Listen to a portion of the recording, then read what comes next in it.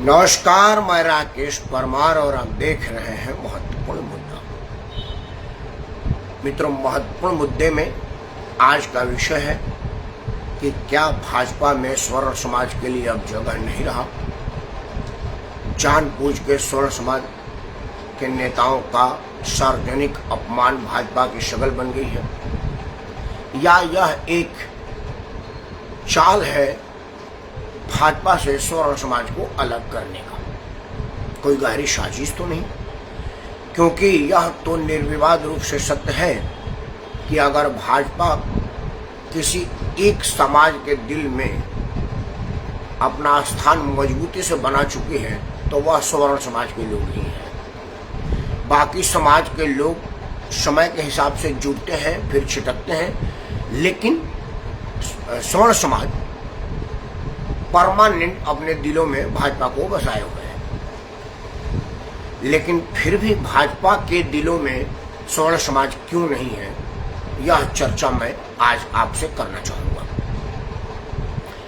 मित्रों, मैंने कल के वीडियो में 2 लोगों का नाम रखा था। चूंकि बिहार का कंटेंट था, भाई नीतीश कुमार 25 से 30 फिर से नीतीश का था, तो बिहार के लोगों को चर्चा हुआ और लोगों की चर्चा नहीं हो सका। 2 लोगों का मैंने नाम रखा था, श्री आर.के. सिंह साहब, पूर्व IAS अधिकारी, गृह सचिव और भारत के पावर मिनिस्टर, और श्री अश्विनी चौबे, लोकनायक जयप्रकाश नारायण के सिपाही, जनसंघ छात्र संघ से लेकर के बिहार विधानसभा, बिहार सरकार और केंद्र सरकार में मंत्री। आज वह सार्वजनिक अपमानित किए गए। मामला था राजनाथ सिंह का पटना दौरा। मित्रों, राजनाथ सिंह टेक्निकली भारत सरकार में नंबर 2 के हैसियत रखते हैं, लेकिन भारतीय जनता पार्टी में उनकी कोई हैसियत नहीं, कोई कदर नहीं। चूंकि वो बड़े आदरणीय है, नहीं तो मैं कहता कि कुत्ते के बराबर कदर नहीं है, लेकिन यह मैं नहीं कहूंगा, चूंकि मैं बड़ा उनका आदर करता हूं। लेकिन सच्चाई यह है कि भारतीय जनता पार्टी में राजनाथ सिंह की ढेले भर की कोई औकात नहीं है, कोई कदर नहीं है। लेकिन केंद्र सरकार के नंबर 2 की टेक्निकल हैसियत वाले आदमी के कार्यक्रम में नंबर 1 का स्वर्ण समाज का नेता अपमानित कर दिया जाए, उसे बैठने का जगह न मिले, तो यह बात विचारणीय है कि क्या वहां पर राजनाथ सिंह अंडा छीनने गए थे, या वो अपना सुरक्षित है और बाकी लोगों को अपमानित कर दिया जाए, कोई दिक्कत नहीं है। यह राजनाथ सिंह का मंच था और यह अपमान राजनाथ सिंह का हुआ। अश्विनी चौबे का अपमान कोई कर ही नहीं सकता, किसी की औकात ही नहीं है। अश्विनी चौबे अपने आप में एक विराट व्यक्तित्व है और उनके व्यक्तित्व का मुकाबला वहां जो लोग थे उनमें से नहीं हो सकता। मंच पर जो भी मंचस्थ थे उसमें से कोई भी श्री अश्विनी चौबे के मुकाबले में नहीं था, उनसे सीनियर नहीं था। लेकिन उनकी बेशर्मी देखिए, बेहई देखिए कि कोई छोटा नेता भी नहीं कहा कि चौबे जाइए बैठिए, कुर्सी नहीं लगी तो कहा एक कुर्सी और मंगवा लेते हैं। आयोजकों को यह नहीं लगा कि एक कुर्सी मंगवाया जा सकता था। यह अश्विनी चौबे का अपमान है और मैं समझ रहा हूं कि इसके लिए जिम्मेदार कौन है, चर्चा आज इसी पर किया जाए। सबसे पहले जिम्मेदारी राजनाथ सिंह की बनती है। वह राजनाथ सिंह के लिए मंच सजा था।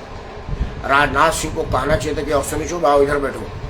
अगर राजनाथ सिंह अपनी कुर्सी छोड़ देते तो वहां पर कुर्सियों की अंबार लग जाती। लेकिन क्या राजनाथ सिंह ने उसको मौन स्वीकृति दिया, या राजनाथ को बता के कहा गया था कि अश्विनी चौबे का अपमान किया गया तो तुम चुपचाप रहो, और राजनाथ सिंह इस हैसियत में नहीं है कि वो कुछ कह सकें, या कोई और साजिश है, या आप बताइएगा। मित्रों, मेरा अपना मानना है कि बहुत से ऐसे काम भारत सरकार ने किए हैं जो अतुलनीय है, इसके पहले नहीं हुआ है। लेकिन बहुत से ऐसे काम हुए हैं जिसकी जितनी निंदा की है कम है, जिसमें स्वर्ण समाज का अपमान भी है। जब बिहार की चर्चा हो रही है तो बिहार पे बात करते हैं। बिहार में जब मंत्रिमंडल का विस्तार किया गया तो मेरे ख्याल से मेरे याद में पहला बार हुआ कि कोई क्षत्रिय आदमी को, किसी क्षत्रिय समाज के लोगों को मंत्रिमंडल में नहीं लिया गया। पहला बार हुआ। यह पहली बार हो रही है कि इस बात की परवाह नहीं है कि कोई राजपूत पार्टी में रहे या जाए।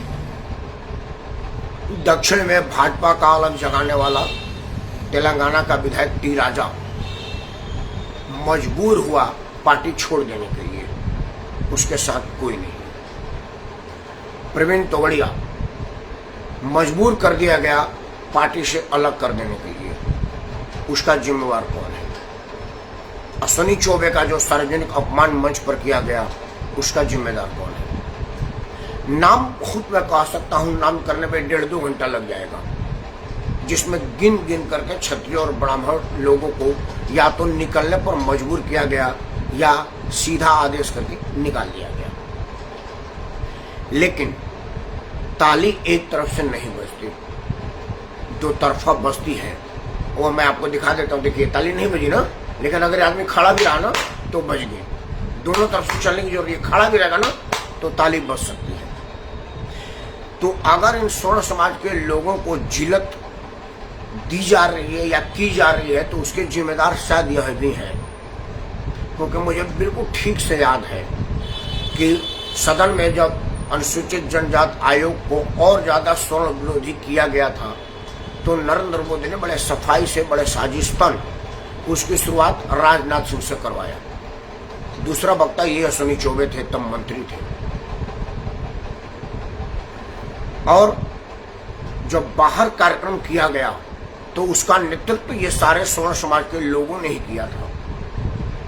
उसमें से एक ने भी कहीं भी दबे आवाज में भी नहीं कहा कि इस पर पुनर्विचार हो कि अनुसूचित जनजाति आयोग के तहत जो केसें दर्ज की गई हैं उसमें से कितनी सच्चाई है और कितनी फर्जी है। 2-4 उदाहरण जो सार्वजनिक चैनलों पर था उसको तो नाम ले ही सकते थे।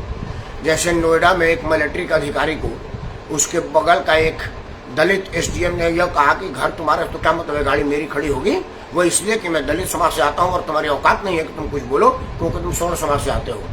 वो मिलिट्री का अफसर कहा कि ऐसा नहीं हो सकता, मेरा रिश्तेदार है, उसको निकलना है, तो उसने रिश्तेदार के नाम पर 10-15 गाली दे दी जो मैं नहीं दे सकता। जब उसका विरोध किया तो एसटी लगा, वो बंद हो गया। तो स्वर्ण समाज के किसी भी नेता ने नहीं कहा कि भाई साहब कम से कम एक चीज तो कम कर दिया जाए कि अगर वो नाम ले ले तो 6 महीना बाद जमानत होगी, इस पर तो रहम किया जाए। लेकिन ऐसा उन्होंने नहीं किया, क्योंकि तब इनको लग रहा था कि मैं मंत्री हूँ, मेरी कुर्सी है, बाढ़ में जाए राकेश परमार और कोई स्वर्ण समाज, मेरा तो मंत्रिमंडल है। लेकिन उन्होंने बचपन में वो पढ़ाई नहीं पढ़ी थी कि एक आदमी ने अपने बच्चों को कहा कि एक लाठी लेके आओ, और वो आदमी लेता गया और सारी लाठियां तोड़ता गया। फिर बच्चा बड़ा मायूस है तो बोले कि चलो कोई बात नहीं, फिर से एक बार लाठी लाओ, और सारे लाठियों को बांध दिया और बोला सब लोग मिल के तोड़ो, तो लाठी नहीं टूटी। तो उस गार्जियन ने कहा कि इससे क्या सीख मिली कि एकता में दम है, अकेले रहोगे तो इसी तरह से तोड़ दिए जाओगे।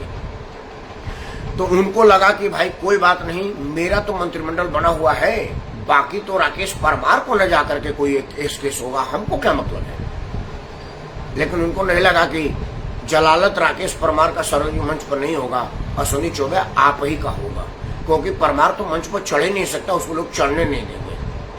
अगर आपको मंच पर चढ़ने नहीं दिया जाता तो कम अपमान होता, लेकिन जीना पर चढ़ने से लेकर के जीना पर उतरने तक की जो वीडियो आज पूरे चैनलों पर और सोशल मीडिया पर तैर रही है, वो आपके धोती को तार तार करने के लिए काफी है। और मैं खुश तो नहीं हो सकता, लेकिन संतोष व्यक्त करता हूं कि जो बोया है आपने वही आप काटे हैं। एक मजा और आ जाता, राजनाथ सिंह को भी अगर किसी ने धकिया दिया होता तो आज मैं फूले नहीं समाता, क्योंकि राजनाथ सिंह भी बराबर के भागीदार हैं, पाप के बराबर के हिस्सेदार हैं। मित्रों, मैंने कल एक नाम लिया था, आज फिर से ले लेता हूं, जीतनराम मांझी। जीतनराम मांझी एक लोकसभा का सीट जीते हैं, केंद्र में कैबिनेट मंत्री हैं, और उनका बेटा एक सीट जीता है, बिहार में कैबिनेट मंत्री है। मजाल की कोई आदमी उसको छू देने की साहस कर दे, पूरे बिहार में आग लग जाएगी, दलित अपने पर ले लेगा। लेकिन आरके सिंह को धकिया दिया गया, किसी ने कुछ नहीं कहा, अश्विनी चौबे का सार्वजनिक अपमान हुआ, सोशल मीडिया पर भी किसी ने उनके पक्ष में नहीं कहा। मजे लेकर के, चटकारे लेकर के लोग वीडियो डाल रहे थे कि अश्विनी चौबे को अपमानित किया गया, अश्विनी चौबे को बैठने दिया गया। अलग अलग तरह के बयान निकल रहे हैं, अलग अलग तरह के स्टेटमेंट आ रहे हैं, लेकिन सहानुभूति की लहर किसी की तरफ से नहीं है। वो मैं हूं जो वीडियो पर उसका विरोध कर रहा हूं और कह रहा हूं कि अश्विनी चौबे बेशक सवर्ण समाज के लिए कोई काम नहीं किया हो, लेकिन उनका अपमान नहीं किया जाना चाहिए। यह पूरे समाज का अपमान है, चाहे वो मेरे अपने हो या न हो, समाज तो हमारा ही है। यह इसलिए हुआ कि वो एक एक लाठी तोड़ने वाली कहानी हम लोगों ने शायद भुला दिया है। अपना भला भला जगमाही को हमने याद किया है। अगर हम एक एक लाठी तोड़ने वाली कहानी को याद करें और सारे लाठी को इकट्ठे कर लें और एक बार नोटा का सोटा चला दें, तो विश्वास मानिए अगले बार से ये सारे नेता तलवे चाटते मिलेंगे आपको। क्योंकि दो उदाहरण दूंगा। राजस्थान और मध्य प्रदेश की भाजपा की सरकार चलेगी। हालांकि वो परंपरा के पर कांग्रेस आती पर भाजपा आती है, ऐसा होता है, लेकिन पहली बार हुआ कि भाजपा को उन सीटों पर हार का सामना करना पड़ा जहां हार के वोट से नोटा का वोट ज्यादा था। एग्जाम्पल के मान लीजिए कोई बलिया का सीट प्लान, राजस्थान का और मध्य प्रदेश का, लेकिन वहां का मैं नाम नहीं जानता, बलिया का नाम लेता हूं क्योंकि मैं बलिया का हूं। मान लीजिए बलिया में भाजपा 500 वोट से हारी और नोटा को 1500 वोट मिले। उन नोटा का वोट कौन था? नोटा का वोटर था कि वो कांग्रेस को दे नहीं सकता था और आपको गुस्से में दिया नहीं, तो 1500 वोट आपके कट गए और आप 500 से हार गए। अगर वो 1500 आपको मिला होता, आप 1000 वोट से जीतते और आपकी सरकार बन जाती। यह सूक्ष्म विश्लेषण जब प्रधानमंत्री के पास गया, तो बिना किसी जन आंदोलन, बिना किसी मांग के, सवर्ण समाज के गरीब बच्चों के लिए 10% का आरक्षण बिना मांगे दे दिया। क्योंकि उसने कहा कि यह समाज है, अभी अंगड़ाई ली है, अभी ही सेटल कर लो, नहीं तो अगर कहीं लड़ाई ले ली तो कहीं के नहीं रहेंगे। क्योंकि अंग्रेजों से लड़ने में यही थे, मुगलों से लड़ने में यही थे, देश पर जब जब आपदा आई है तभी इन्होंने लड़ाई लड़ी है। इनको लड़ने पर मजबूर ना करो, इनकी तलवार इनके म्यान में ही रहने दो। और एक नौकरी रूप से वीकर सेक्शन को 10% आरक्षण दिया। आपने एक बार नोटा का सोटा चलाया था और सिर्फ 2 राज्य को डिस्टर्ब किया था। कल्पना करिए अगर कहीं आपने बड़ी विकेट गिरा दी तो क्या होगा। हालांकि कुछ लोग कह सकते हैं कि अब की बार नरेंद्र मोदी की सरकार को झटका मिला है। नहीं, वो झटका आपने नहीं दिया है, अपनी गलतफहमी दूर कर ले। असल में क्या था कि दिल्ली भाजपा योगी आदित्यनाथ को सबक सिखाने के लिए उनके विरोधियों को टिकट दी थी, ताकि उत्तर प्रदेश में भाजपा की हार हो और इसी को बहाना बना करके उत्तर प्रदेश के मुख्यमंत्री को अपदस्थ कर दिया जाए। क्योंकि मोदी ने जो जो लोग थोड़ा बहुत आगे बढ़ने की स्थिति में थे उसका टिकट काट दिए थे और किसी ने चू तक नहीं किया था, चाहे वो शिवराज चौहान हो या गुजरात के मुख्यमंत्री हो, उत्तराखंड के मुख्यमंत्री हो या हिमाचल के मुख्यमंत्री हो। किसी ने नहीं बोला। एक योगी आदित्यनाथ पर हाथ रखने की दुस्साहस नहीं कर पाए थे, तो उन्होंने कहा कि बोर्ड के माध्यम से करते हैं।